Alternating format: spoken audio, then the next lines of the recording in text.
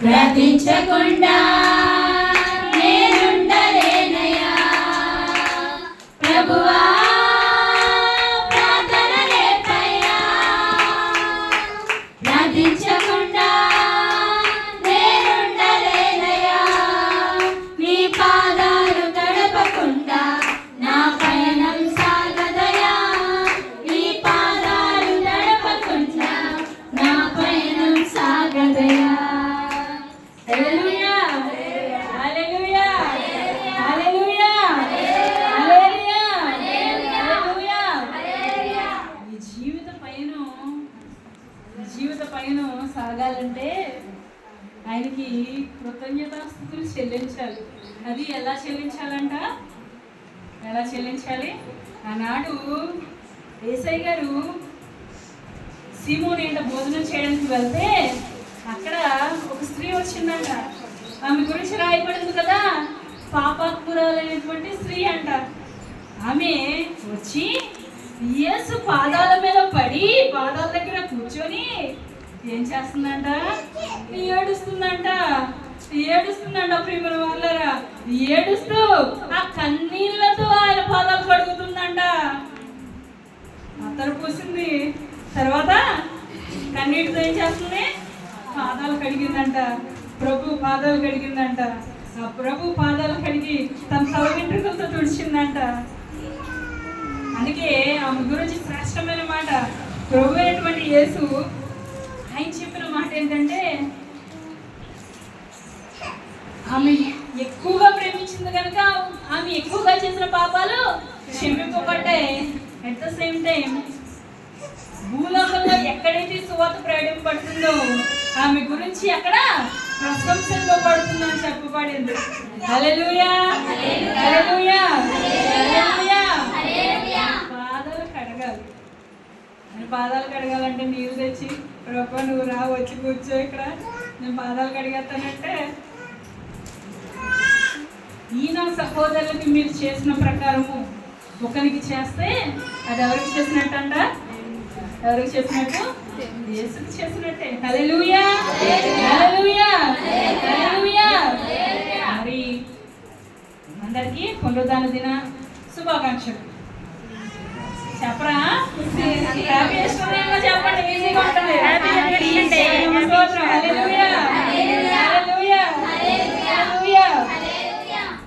మరి ఈ పరిశుద్ధ గ్రంథం నుంచి అపోస్తుల కార్యాలు 17వ అధ్యాయం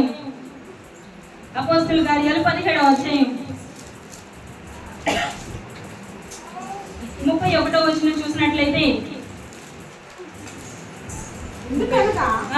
తాను నియమించిన మనుషుని చేత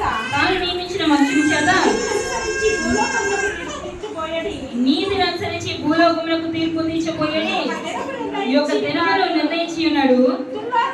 మృతుల్లో నుండి ఆయన లేపినందున దీన్ని నమ్ముటకు అందరికీ ఆధారం కలిగించి ఉన్నాడు. హల్లెలూయా హల్లెలూయా హల్లెలూయా.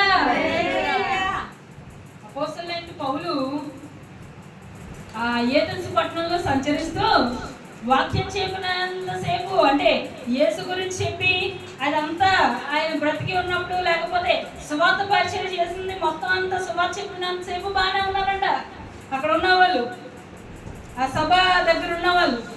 కానీ ఎప్పుడైతే పౌలు భక్తుడు పునరుద్ధానం గురించి మాట్లాడాడో అప్పుడు ఏం చేశారంటే, చూడండి ఆయన ఏం చెప్పాడు?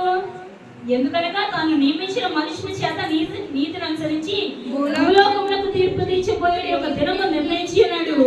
మృతుల్లో నుండి ఆయన లేపినందున దీన్ని నమ్ముటకు అందరికీ ఆధారం కలుగజేసి ఉన్నాడు. హల్లెలూయా హల్లెలూయా. యేసు ఎప్పుడైతే మృతుల్లో నుంచి లేచాడో అప్పుడు మనందరికీ ఆధారం ఒకటి, నిరీక్షణ ఒకటి కలుగజేశాడు తండ్రి అని చెప్పంటే, ఆ తర్వాత వచనం చదవండి. మృతులు పునరుద్ధానం గురించి వారు విన్నప్పుడు కొందరు అపహాస్యం చేసి మరికొందరు దీని గురించి నీవు చెప్పినది ఇంకోసారి వింటుమని చెప్పి.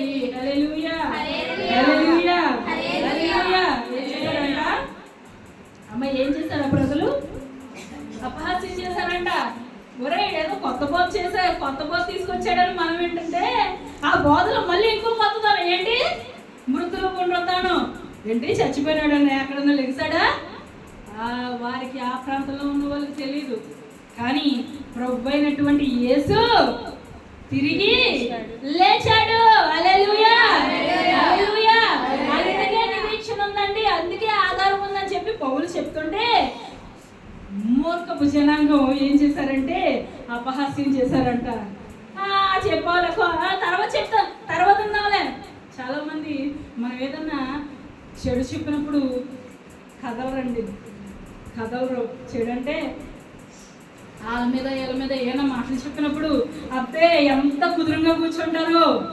అదే బైబిల్ గురించి, యేసు బాబు గురించి, యేసు దేవుడు చేసిన కార్యాల గురించి చెప్పండి, లెగిసి వెళ్ళిపోతారు. మా అమ్మ అదే చేసేది, మీ పాస్టర్ గారు వచ్చేసేవారు, నాని ఒరే నానిగా ఏం కొరుండవమ్మా అని చెప్పంటే బైబిల్ చదువుకునేది ఆవిడ. బైబిల్ చదువుకుంటాను, అవన్నీ ఆ విషయాలు ఈ విషయాలు అది తెలిసేంట్రా అని మొదలెట్టేవారు.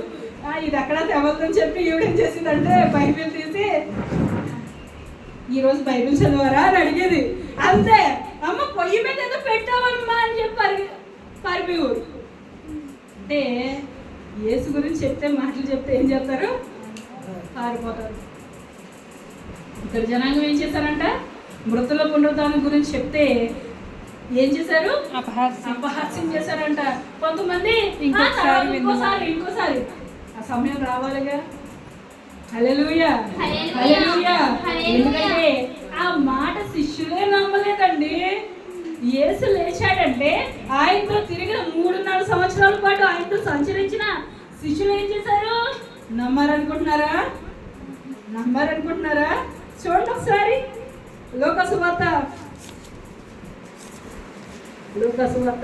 అంతకంటే ముందు యోహాను సువార్త ఇవ్వండి.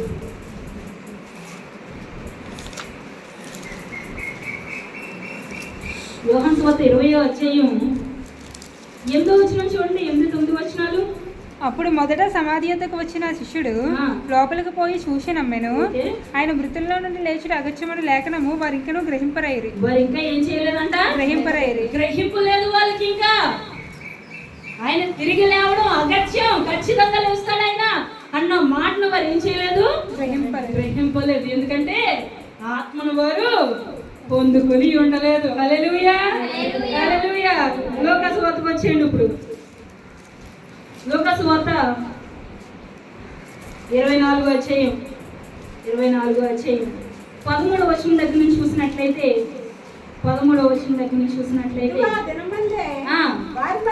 వారిలో ఇద్దరు యెరూషలేమునకు ఆమడ దూరమున ఉన్న ఎమ్మాయి అనే ఒక గ్రామమునకు వెళ్ళుచు జరిగిన సంగతులన్నిటిని గురించి ఒకరితో ఒకరు సంభాషించుచుండిరి. ఏం చేస్తున్నారంట? ఇద్దరు శిష్యులు వెళ్ళి మాట్లాడుకుంటున్నారంట. ఏం మాట్లాడుకున్నారంటే ఆ ఎమ్మాయి గ్రామానికి వెళ్తూ ఏంటి ఇవన్నీ ఇలా జరిగినాయి అని చెప్పి మాట్లాడుకుంటే ఇన్ని ఆశ్చర్యకార్యాలు ఇన్ని రకాలైన జరిగినాయి అంటే అప్పుడు యేసయ్య గారు ఆత్మరూపిగా వారితో సంచరిస్తూ ఉంటే ఆయన అడుగుతున్నాడంట, దేని గురించి మాట్లాడుకున్నారయ్యా అంటే వారి కళ్ళు గురుడుతనం కలిగి ఉంది, వారి కళ్ళు తెరవబడలేదు. యేసు మాట్లాడితే చూస్తున్నారు కానీ వింటున్నారు కానీ ఆయన యేసు అని గ్రహింపలేదు వాళ్ళకి.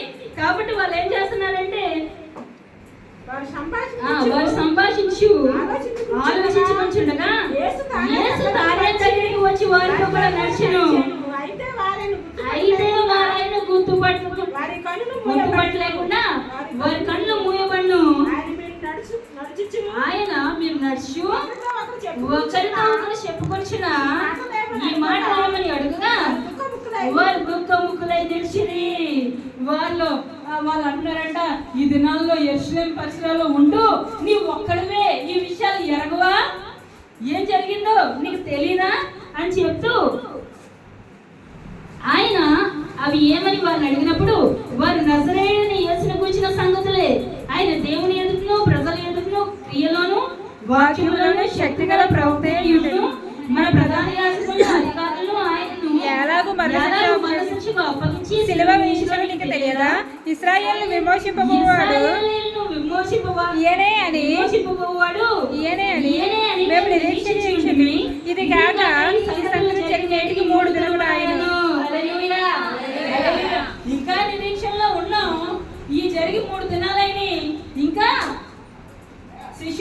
శిష్యుల్లో కొంతమంది స్త్రీలు వెళ్ళి సమాధి దగ్గరికి వెళ్తే సమాధి తెరవబడి ఉందంట. చనిపోయిన యేసు అక్కడ లేడు అని చెప్పి వారు మాట్లాడుకుంటూ ఉంటే అయ్యమ్మాయి గ్రామానికి వచ్చారంట. వారు బస్ చేస్తున్న ఇంట్లోకి వచ్చిన తర్వాత అప్పుడు చూడండి, తర్వాత జరిగిన విషయాలు చూడండి. 25వ వచనం నుంచి, అందుకైన అవివేకులారా ప్రవక్తలు చెప్పిన మాటలన్నింటినీ నమ్మని మందమతులారా, క్రీస్తు ఏడాది శ్రమపడి తన మహిమలో ప్రవేశించిన అగత్యము కాదా అని వారితో చెప్పి మోషేయు సమస్త ప్రవక్తలను మొదలుకొని లేఖనములన్నిటిలో తను కూర్చిన వచనంలో భాగంలో వారికి తెలిపాను. అంతలో తాము వెలిచిన గ్రామం దగ్గరికి వచ్చినప్పుడు ఆయన ఇంకా కొంత దూరం వెళ్ళినట్లు అగపడగా వారు సాయంకాలం కావచ్చినది, ప్రొద్దుగురించినది మాతో కూడా ఉండమని చెప్పి ఆయన బలవంతం చేశారు కనుక ఆయన వారితో కూడా ఉండకు లోపలికి వెళ్ళను. హల్లెలూయా, హల్లెలూయా, హల్లెలూయా. యేసయ్య అంటున్నాడు కదా, ఇవన్నీ ఇలా జరిగినాయి, ఇంకా మేము నిరీక్షణతో ఉన్నాం, కానీ ఏం జరగలే అక్కడ. యేసయ్య గారు కనిపించలే, ఆయన ఏమైపోయాడు అని చెప్పి తల్లడవుతున్నావు. ఈ విషయాలన్నీ నీకు ఒక్కడికే తెలీదా? ఎవరిని అడుగుతున్నారు? యేసునే అడుగుతున్నారు. అందుకే ఆయన అన్నాడు కదా, ఈ వాక్యములన్నింటినీ గ్రహింపని మందమతులారా, అవివేకులారా, ప్రవక్తలు చెప్పిన మాటలను వినని మందమతులారా, అవన్నీ నెరవేరవలసి ఉన్నవని మోషేయు ప్రవక్తలు చెప్పలేదా అని చెప్పి గద్దించి ఆ తర్వాత ఇంట్లోనికి వెళ్ళిన తర్వాత రొట్టె ముక్కలు విరిచేసరికి అప్పుడు వారి కళ్ళు తెరవబడ్డాయంట. అప్పుడు వారు ఈయన ప్రభువు కదా, మనతో పాటు సంచరించిన వాడు కదా అంటే ఆయన అదృశ్యుడయ్యాడంట. హల్లెలూయా, హల్లెలూయా, హల్లెలూయా, హల్లెలూయా. అందుకే దూత కూడా చెప్తుంది కదా, ఇదే 27వ అధ్యాయంలోనే ఆ పై మాటలో 5వ వచనం చూసినట్లయితే, 5వ వచనం, వారు భయపడి ముఖములను నేల మోపి ఉండగా వీరు సజీవుడైన వారిని మీరెందుకు మృతుల్లో వెతుకుచున్నారు? హల్లెలూయా, హల్లెలూయా. సజీవుడైన వారిని ఎక్కడ ఎదుగుతున్నారండి? మృతుల్లో ఎదుగుతున్నారంట. కానీ ప్రభు అయినటువంటి యేసు అని చెప్తున్నాడు, తీయడి ప్రకటన గ్రంథం ఒకసారి, 1వ అధ్యాయం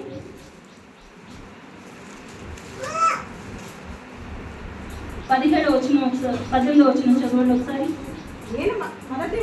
నేను మొదటివాడును కడపటివాడును జీవించువాడును మృతుడనైతిని కానీ యుగ యుగములు సజీవుడై ఉన్నాను. హల్లెలూయా, హల్లెలూయా, హల్లెలూయా. మన దేవుడు ఎవరండి? మన దేవుడు ఎవరు? సజీవుడు. గట్టిగా చెప్పండి, మన దేవుడు ఎవరు? సజీవుడు.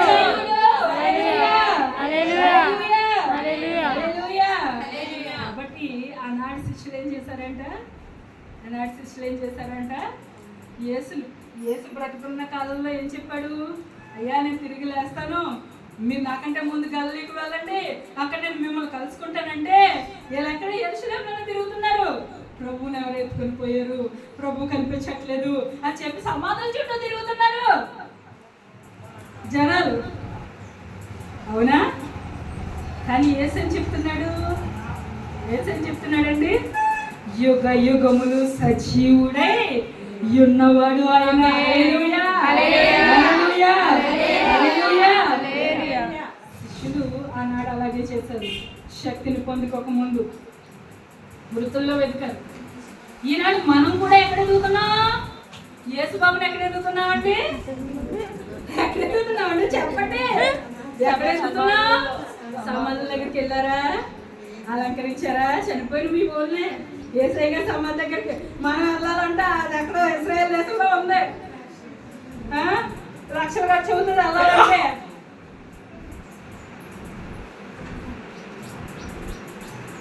ఎందుకంటే పరిస్థితులు మార్చుకోవాలి, నూతనత్వాన్ని సంతరించుకోవాలి. క్రైస్తవ్యం అంటే ఏంటి? నూతన విషయాల్ని నేర్చుకోవాలి.